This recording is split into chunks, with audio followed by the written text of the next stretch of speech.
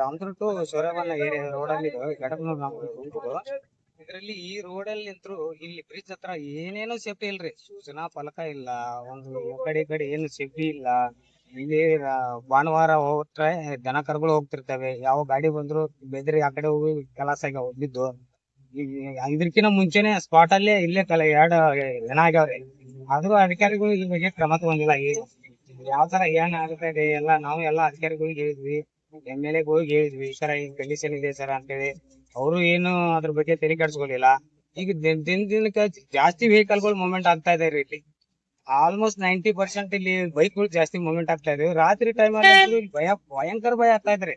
ಈ ಏನ್ ಅನ್ನೋದು ಕಾಣ್ತಾ ಇಲ್ಲ. ಇಲ್ಲಿ ರೋಡ್ ಐತೆ, ನಾವು ಹೊಳೆ ಐತೆ, ಅದು ಏನೈತೆ ಅನ್ನೋದು ಕಾಣ್ತಾ ಇಲ್ಲ ಜನರಿಗೆ.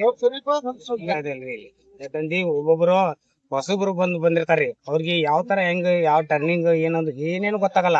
ಅವ್ರು ಸಡನ್ ಆಗಿ ಬಂದ್ಬಿಡ್ತಾರ್ರಿ. ಬಂದ ತಕ್ಷಣ ನಡಿ. ಈಗ ಅವ್ನ್ ಗೊತ್ತಾಗಿರೋದೇ ಅದಾರಿ, ಹೊಸ ಹುಡುಗಂತ್ರಿ ಅವ್ ಬಂದಿರೋದು ಇದೇ ಫಸ್ಟ್ ಟೈಮ್ ಬಂದು ಆತರ ಆಗಿರೋದು ಆಕ್ಸಿಡೆಂಟ್.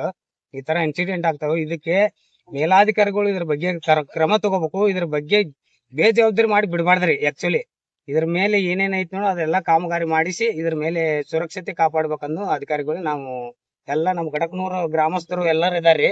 ಅವ್ರೆಲ್ಲಾರು ಕೈ ಮುಗಿದು ಹೇಳ್ತಾ ಇದಾರೆ. ಇದ್ರ ಮೇಲೆ ಸೇಫ್ಟಿ ಏನೇನಿದೆ ಅದನ್ನೆಲ್ಲಾ ಮಾಡಿಸ್ಬೇಕಂತೇಳಿ ನಾವು ಅಧಿಕಾರಿಗಳು ತಿಳಿಸ್ತೇವ್ರಿ.